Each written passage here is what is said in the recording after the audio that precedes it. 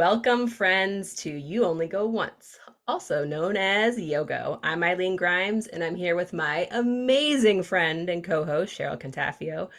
We are excited today to bring you into episode 4 to talk with a dear friend on living this one life and choosing fun over fear. We are pleased to have Dorien Schwartz with us. Dorien Schwartz is a wife, mother, joke teller, and overall happiness dealer. She's a Citadel alumni and very proud of that achievement. In her free time, she tries to remain relevant on social and political matters and has taken a recent interest and passion in the world of psychology. Please welcome Dorien. Dorien, thank you for joining us. Yay! We're so excited to have you. Yeah. Hey, ladies. Hello. Can you tell me a joke?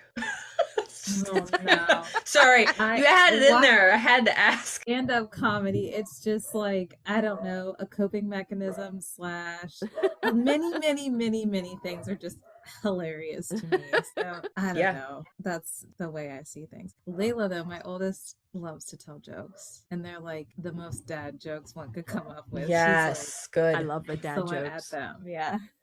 So good. I got my whole family twice, in fact, recently with a really terrible dad joke. We were driving, so we drove over to Seattle, right, to go for my brother's birthday. So I get there and I'm like, oh my gosh, there was a campfire on the way. And people are like, oh my gosh. I was like, yeah, it was intense.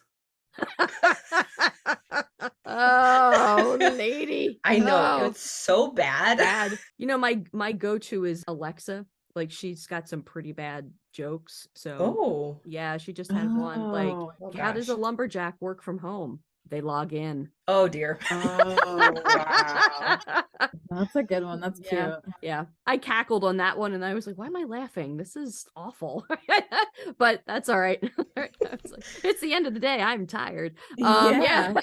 You can tell how rough your day was based on the jokes you laugh at. I'm sure there's some kind of correlation. Yes. Most definitely. I feel like most of my days are really rough. Right? Oh, thank goodness for humor. My goodness. Yeah. And thank goodness for you, Dorien. Yes. This will come out in some future episodes and things, but Dorien is part of what we call internally the Hype Squad. I'm sure there will be more of these. Mm-hmm. Yeah. Yep. I'm not going to tell what Dorien was doing because then it'll show her age. Raise the roof, baby. Raising the roof. Yes, that was what was happening. Anyway, with that being said, she's part of this hype squad that we have, and we're these 4 women that hype each other up constantly. And I don't know how I would have gotten through the past couple of years without all of you. And yeah, I'm just constantly amazed, which is why we're so excited to have you on and have your story and just to be able to talk with you about stuff that we probably do in our texts. Like we probably could do a lot of screenshots of those at some point. That's not going to happen. That would not go over very well. But no. But either way, you've been an important part of my life for sure in the past few years since we've really gotten to know each other and everything. So I'm just so glad to have you here. Yeah, ditto. You guys are special. I tell you that all the time. You guys are very near and dear to me. It's kind of hard to explain, but I love you guys. Right? It's awesome. I just love the friendship that developed. And honestly, sometimes when I'm having a really rotten day, sometimes those texts come in and I'm like, thank goodness. Mm-hmm. I could have used that laugh. Thank you so much. Yeah, the hype squad's always on time. Yes. Seriously. Sure. So speaking of things that change our days and lives for that matter, so we have a few questions we are going to just kind of go through, but we're also just going to have a conversation and have fun together. One of the things that Dorien had wanted to start talking about is, you know, we have these moments in time in our lives that shape us and who we are. And they can be just so impactful to change the very core of who we are or the way that we interact with the world. And this was just something I know you had thought of and wanted to kind of start talking through. And I would love to hear, you know, what moment or event for you changed sort of the course of life for Dorien? So that's an easy one for me, and it kind of feels like low-hanging fruit, but 1,000% my entire undergraduate career at the Citadel in Charleston, right? Can you tell people what the Citadel is, just in case there's folks who don't know? Right? Yeah. So it's the military college of South Carolina. It was established in 1842. I don't know, don't quote me on that. I should probably know. But Civil War, right? Like that's how long ago we're talking. So yeah, it's a military school, South Carolina, supposed to shape and develop future leaders. But yeah, that was easily the largest experience with the most, what's the phrase I'm looking for? Like, packs the most, what's the punch that packs the most something? Anyway, it was the experience that just changed the course of who I was. Yeah, share All with right. us how it was pivotal for you. Yeah, for sure. So I will just give you some backstory of like who I was, how I got there, Yeah. and kind of like some of the juice, right? Yeah. Mm-hmm. So this is my experience for any of those Citadel alumni or future Citadel cadets. This is me in 2006. I was coming from an all-girls Catholic high school in the Washington, D.C. area. That in and of itself is kind of a closed community, if you will. So all-girls Catholic high school in May, and then Citadel cadet in August in Charleston, not DC, not the Northeast at all, very much so the South, and very sticky. But it was just like a culture shock. It was everything shock. I'm 18, or I'm 17, you guys. I was 17. Wow. Oh, wow. Yeah, I was a baby, and I didn't want to stay. I had every intention of leaving. I had some really unfortunate and silly ties back home that I have since severed for the better. It was wild. I'll just be brutally honest here and, dial me back. Yeah. So, being African American and a girl, I was one of 30 when I graduated. And I think we had like 50 girls that had matriculated that year. Maybe not even that. We're talking 4 girls per company. There's 4 companies and a battalion. We're talking like military talk here. So your battalion is 4 different areas of living. And there's 5 of those. So there's 3 other girls that I really was like getting to know in the first week or 2. The first week is called Hell Week, where they bring you in, they break you down, and then once they break you down, they build you back up, right? Quote unquote. But because I matriculated in 2006, I'm less than 10 years after Nancy Mason had come and graduated. So I like girls being there is fresh, and they were very like clear that it was a new change, right, to tradition, and it made for some really awkward times. Like, I'm not gonna lie, showering was really awkward. Was it co-ed? Yeah. Oh, sorry. Okay. So I go from all girls Catholic high school to like majority young men. I'm one of 50 out of, I don't know, a class of 300. I can't do the quick math on that, but it was just a total culture shock. And okay, so they walk you through their leadership training where they break the knobs down and make you feel like nothing, and they're training you up on whatever military movements you need to know, and just whatever. It's just like, how fraternities and typical colleges and universities do the hazing. Yes, so it was like a year-long hazing experience. Oof. Yeah, so it was more mental than physical, but for me, right, I'm not gonna take away from anybody else's experience, but it was hard. I hated it.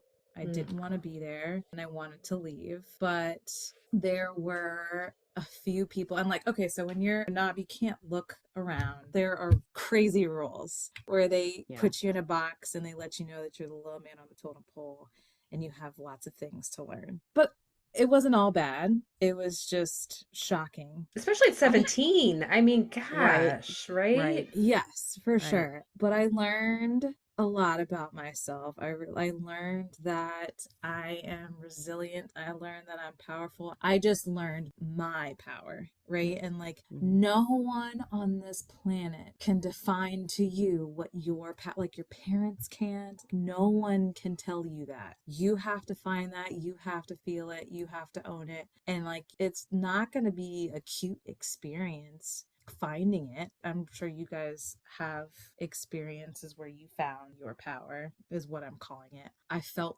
good after the end of my first year. It was very rewarding, but very hard. I played golf there. I didn't know that. That was, I played golf for the Citadel all 4 years, and that was a lot of fun. I met some of my best friends on the golf team, but ultimately it was trying but rewarding. I met my husband there too, senior year. So, there were fruits of my labor, right? Is that what we call it? I guess so.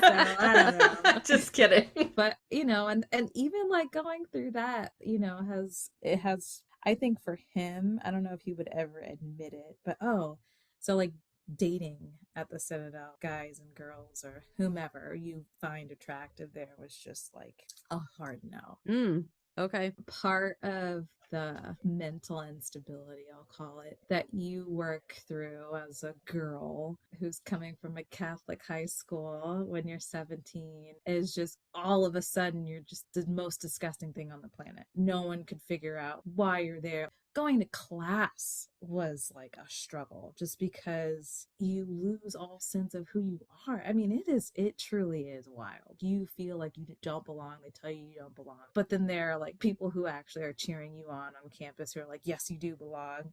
Trust us. That year specifically was rough. But after I made it through that year, I took a vow to, I guess this is where I started to learn how to be fearless. Because Dorien before the Citadel, and I had no idea I was so fearful. I had no clue. I thought I was just like this, I thought I was so confident before I got there. And I had no idea how much more there was to learn about myself. I mean, when you're put through those kind of trials or tests or whatever you want to call it, you have to find yourself within that. What do I, as Dorien, do in this situation? And you have to figure it out. You have to dig deep inside or fall apart, right? That happens too. Were there any moments within that first year that really just, man, this could be it for me, but then you pushed through it? I can only imagine what kind of stuff you were having to go through. Like, was it middle of the night wake up call kind of things? Oh yeah, I mean that was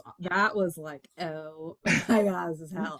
But those were so superficial, honestly, you guys. And it was just, that was just like my experience. I think it was constantly being tired and constantly being told that you were not supposed to be here. It was like, wait a minute, you're a girl, you're black, you're from the north, you're from the northeast. How did you show up here again? Who paid you to be here? That was like the story.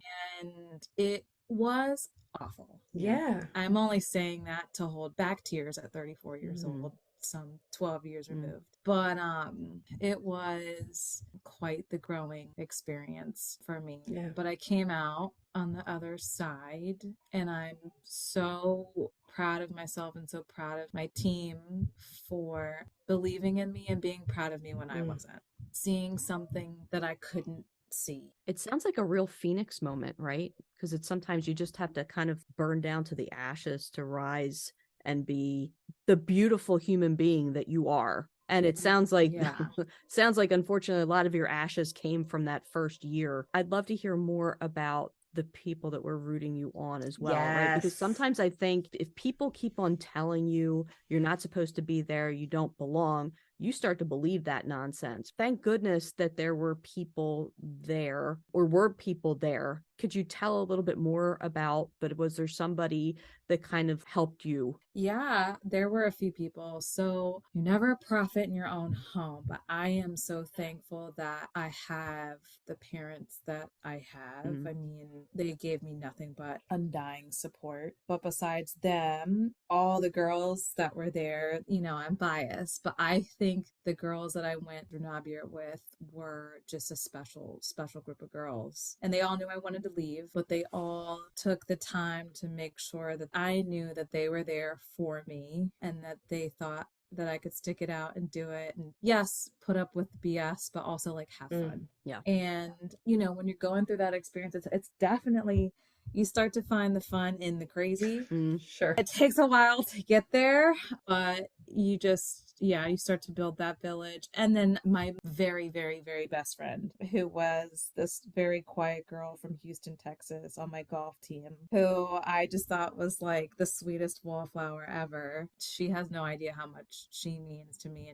And she was my everything. And we couldn't so 2006 was like the age of, everybody was coming to have a cell phone at that time, but the Citadel was, a little behind the times, and they didn't want freshmen to have cell phones the first semester. So you were supposed to leave your cell phone at home or whatever, and then use like payphones to call your it was it was like low key. little bit like prison now, or what I think prison might feel like. And then write letters. Communication to the outside world was limited, and that was calculated. Yeah. And I don't think it's that way anymore. In fact, I know it's not that way anymore. But that's the way it had been for all the many, many years before me. And that was definitely something I wasn't prepared for. So, I mean, you talk to the people on campus and stuff, but Natalie was it for me. And then the admin was not archaic. I mean, these people knew what was going on. And there were these, I'm trying to find a way to explain it in normal civilian terms. So there's guidance counselors, leadership counselors, and overall overseers to make sure this group of 17 to 22-year-olds don't just like completely annihilate each other and get drunk and get weird and don't get through the school and do what they're supposed to do. But they were called TAC officers. I think there was one in particular. I remember it was like day 5 maybe, and I'm super sweaty and I'm just so tired of rifle drills, and I'm tired of getting hollered at, and I'm tired of push-ups, and I'm just tired. And 17-year-old Dorien at that point was like, I'm tired, I'm not doing it. And look, like, they broke me down, but I was not going down without giving them all of the attitude. Good for that you. I could conjure. Yeah, good for you. Yep. So I'm just standing there, so just through.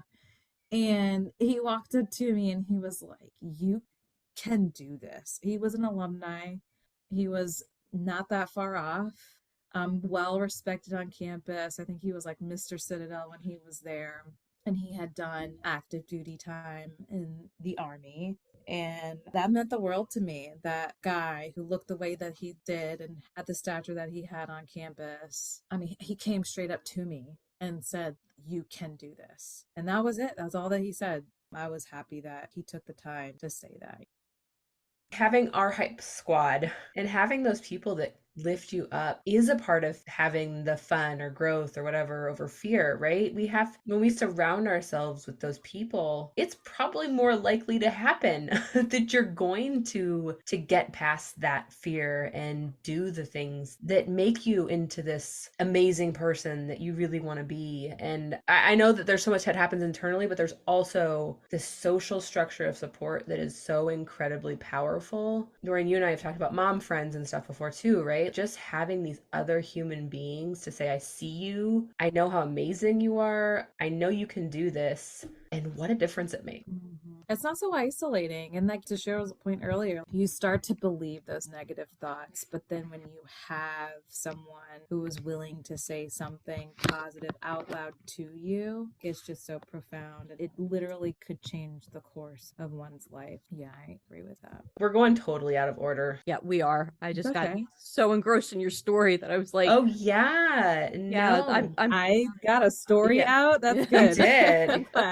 You did. And learned the new thing about you, Dorien, which is you played golf for 4 years. Yeah. I mean, every time we talk to you, I'm like, what happened? Oh, really? Every time. Now, yeah, every time. You are a walking memoir is what you are. Yeah. Because every time you say something, it's like, oh, wait a minute, what?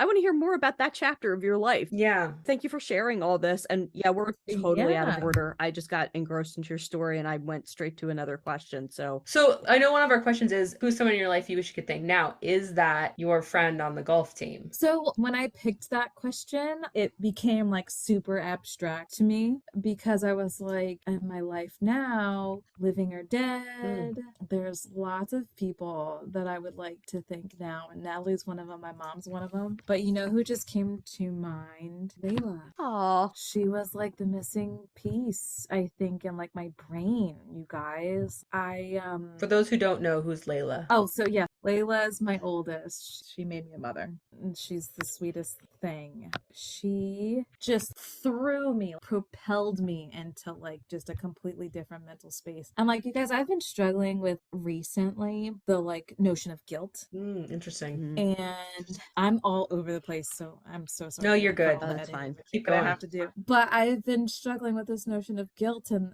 for me, I have been trying to exercise my thoughts as far as what would I feel and what would I do and what would I say if I wasn't a mom, I'm very purposeful about that because I recognize that not every 34-year-old is a mother, will become a mother, will want to be a mother. So I try not to associate. I do an exercise to just associate some of these feelings outside of being a parent. I don't know if I'm getting this out right. Let me know if I should try to find different words. But to answer the question, I would thank her, and she wouldn't understand why I'm thanking her. She's 8.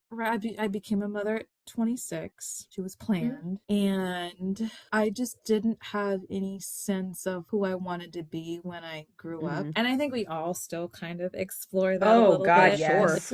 Yeah. You know, I think that's exactly what we're doing with this podcast. So just to be real clear. Yep. Yes. Yep. I yes, that's why I signed up. Click, yeah. But she helped force me to have to dig deep, you guys. I mean, that barrel of greatness is real big and long, and it's there, but you got to dig in it, and you have to go look for stuff. I cried so much when I was pregnant with her. I was just so scared of everything. I was scared of her. I was scared of myself. I was scared of everything. And I just want to thank her for forcing me into a different thought process. I want to thank her for being, the most perfect first kid, you guys. She's just smart and sweet and responsible and funny and friendly and all the things that I would want for like a little broke best friend. I was just so scared of what could have been. And I also like going through, I'm constantly thinking about like, oh my God, am I like messing this kid up? Like, the answer is yes. Like, am I doing okay?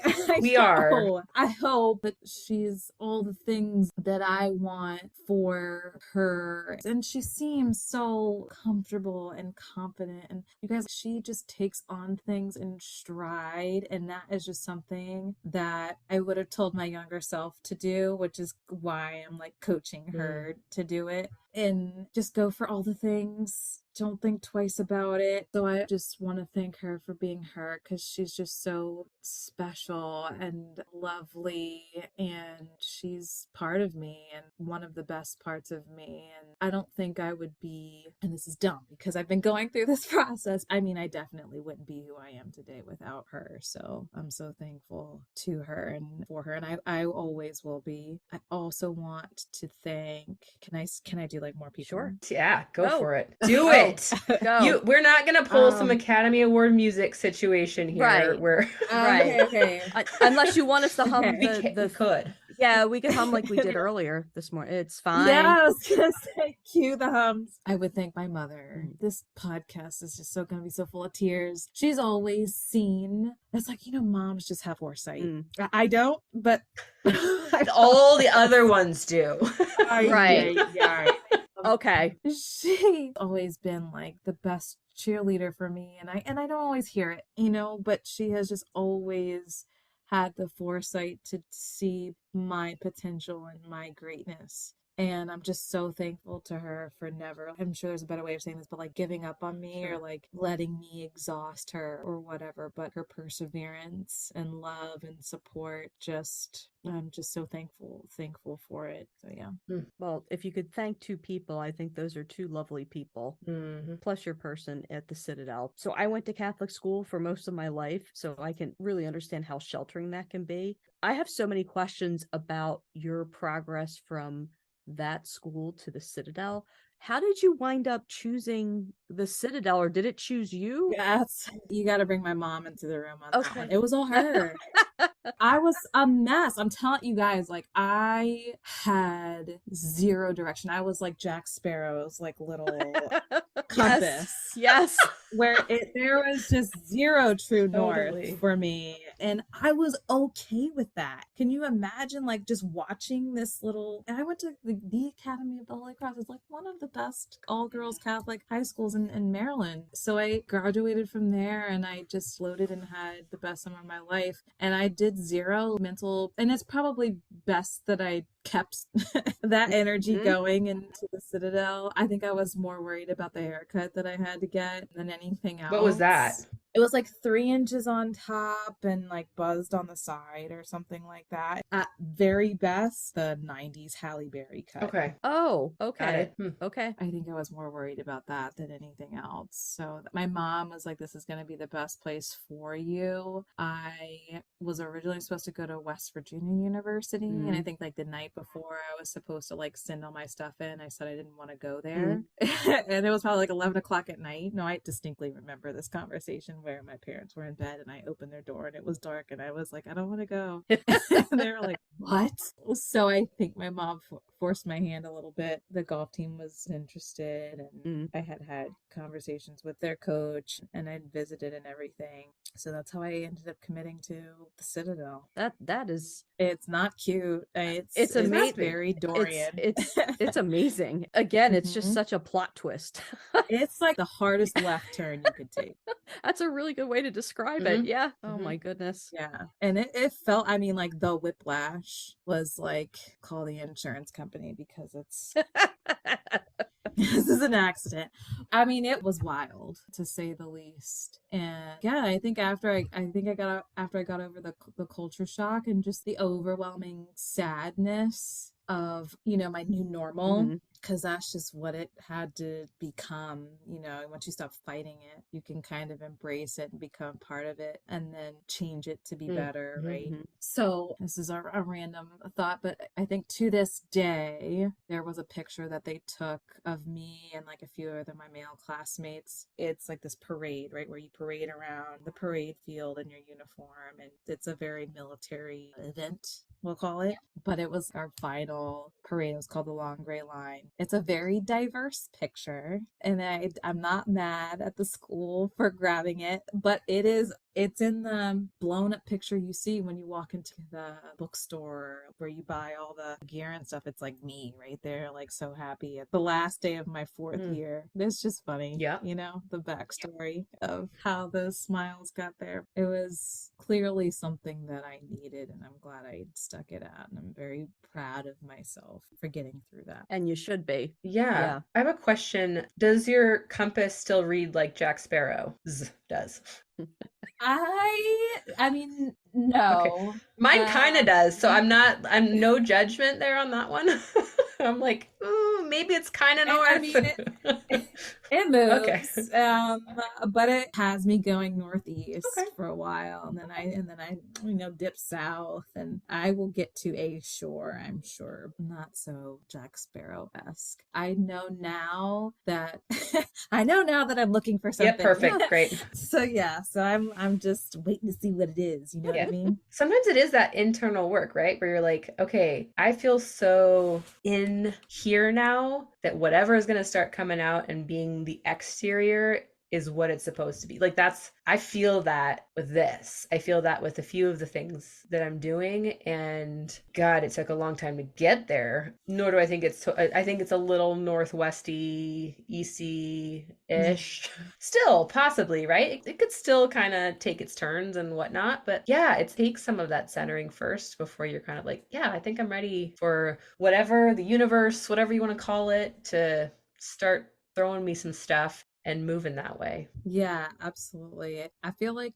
we've all like picked up some tools along the way to help us get where we're trying to go. For sure. I know for me, I've always been geographically challenged on so many levels, to the point where I can hear the GPS sigh, like, no, it's that way. You know, we all get there eventually, though. Just sometimes we just take very fascinating paths to get there. Okay, so we've now fast forwarded from Citadel. We've got Dorien, professional. We've got Dorien, the mom. We've got Dorien, the wife. We've got Dorien with all the amazing walking memoir stories. Is there anything that, as you look at your, as you say, broken compass, where you're eventually getting to the shore, right? Is there anything you want to do now, or something that you're planning that you're looking forward to? Is there something that's like, okay, this is the next step. This is the next port I've got to get to. What does that look like for you? Yeah, so I'm calling that chapter or that season my path of happiness. And it is a mixed bag of crazy, but I mean I feel like that's me. So there's a bunch of things, Cheryl. I have always wanted to be a psychologist. Okay. And I never thought I had it in me to get there, but I love the topic. I love everything related to it. And I'm learning more and more about psychology and applied psychology. It is feeding my soul. Good. Wonderful. And I'm like so scared of going back to school. And I know it's a necessary step, but it's like schooling I'm excited for, you guys. That's great. That's like late breaking news. It has been on my radar literally every single year since I knew what a psychologist was, maybe in elementary school. I just always felt that was my calling. I didn't think other people would find value in it. And like, let's be honest, mental health and stability and just psychology and that world has just not been a strong subject until very recently. Yep. Like globally. Yep. Mm-hmm. So there's that. And then I am still trying to find an adult hip hop class. Amazing. I have not done structured, like instructed dance class at all. I did ballet when I was a kid. Okay. But like I don't have any sort of real working knowledge of dance, and I just figured I would sign myself up for like some beginner dance class. That's been on my radar, and I think I'm close to finding something. Awesome. It might be with my grandma friends at the Y. That's all right. I am gonna do it. Yeah. Highly recommend. I have done a beginner hip hop class. Yeah. It was fun? so fun. I had such a good time. I didn't go in the front row because no one needs to see that. No chance. I had a good time. I love dancing. I'm not the best at it. I'm never going to be professional, but good Lord, it was great. I had so much fun, and I guarantee you will too. Those are like the big ticket. I mean, those are massive ticket items. I mean, like this whole podcasting thing is like incredibly infectious. You guys have both inspired me to start writing. Like I'm really gonna do good. Yes, I'm like so get excited. Thoughts. It is like I'm doing it. So that's it. That's what I got. That's what I'm looking forward to. I love it. Well, this is awesome. I'm going to close this out by saying I'm super proud of you, Dorien, for sharing your, the pivotal moments in your life, who you were grateful for, how you are a role model now for your daughter, and all the exciting things that you will be doing. Because as we say here, this is happening. So once you start writing, we are basically going to be like, hi, how's that? Let me see a chapter. What's going on? It could be a chapter. It could be a verse. It could be a sentence. We're all here for it. So I hope you do everything that you want to do because you deserve all the good in life. And we are so proud to be your friend. Thank you. I feel the same about you guys. You're invaluable, and I'm so thankful that our paths cross. I gotta add you guys to the list. I'm thankful for you guys. Oh my goodness. Oh, this has been, I'm proud of myself. I held on really good. I did not cry once, and I am proud of it because I could feel it. Yeah, same. But again, Dorien, every time we talk to you, it is like, what just happened now? Hold on. Wait, give me more. Right. Come back to that. Hold on a second. And I just, I think you have so much to share with the universe. Yeah. And I know Eileen feels the same way. And however which way that emanates, whether you are being an active listener to others through the practice of psychology, to being a voice for others and a voice for yourself in the writing, and to being the super hip hop star of the next class that you go to, and just being a fantastic human being and an awesome mom. I think in terms of You Only Go Once, I think you nailed it. Oh, okay, great. Good. So on behalf of Eileen Grimes and myself, thank you, Dorien. And this concludes our episode of You Only Go Once, or as we like to call it, Yogo. See you later.